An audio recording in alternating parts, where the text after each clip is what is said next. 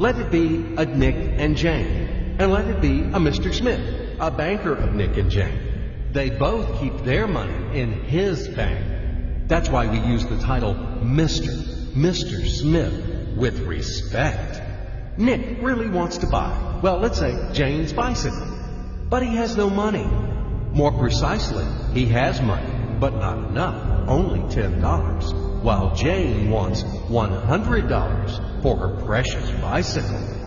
That's a problem. What should Nick do? Well, this bicycle is so desirable.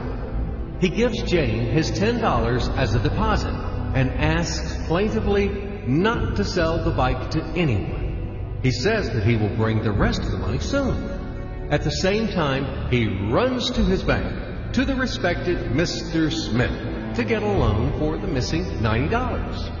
As ill luck, Mr. Smith has no money at this moment, but he knows perfectly about $10, which Nick gave to Jane. And where will Jane bring his money to? That's right. She will put these $10 in her lovely bank to the same Mr. Smith. Therefore, Mr. Smith asks Nick to come back tomorrow in the hope that tomorrow he will get these $10. And everything happens this way. The next day, Jane brings $10 to the bank. The bank provides Nick these $10 on credit. Nick immediately gives them to Jane. She again puts them in a bank. The bank again provides Nick these $10 on credit, etc. As long as Nick the fool will gather enough money for the bicycle. Don't you get confused yet? Be patient, I told you. These demons have been trying to confuse you during 1,000 years. These damn economists and financiers. But anyway, we will figure everything out. So what do we have in the end? Nick finally got the bike from Jane. Wow! But at the same time, Nick owes $90 to the bank, Mr. Smith. And the bank, in its turn, owes $100 to Jane.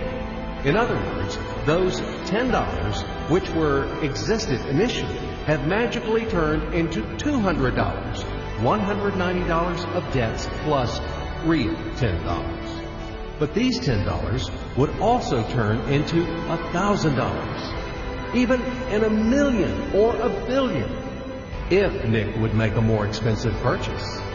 In this case, our $10 would make the increasing number of its cycles, circuits from hands to hands. That's it. So, what happens in today's world? SOS! It appears that banks also make money out of thin air and multiply them. Not only Fed can produce money, but banks either. In short, everybody can do this, except you and me.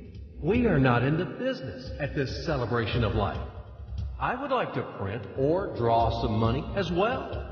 In fact, these banks multiply money without any control. And we're still wondering why the banker lives better.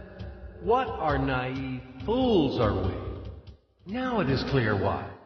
The one who produces the money, of course, lives better. But this is not enough. From this moment, poor Nick will never be able to repay his debts owed to the bank, no matter how hard he would work. Silly Nick doesn't know it yet, that he's in slavery to the bank, in credit bondage forever, because those $90, which he owes to Mr. Smith, do not exist in nature at all. Sly Mr. Smith made his money out of nothing. He created them out of thin air, just one click. And $10 turned into $200. Yes, but you can object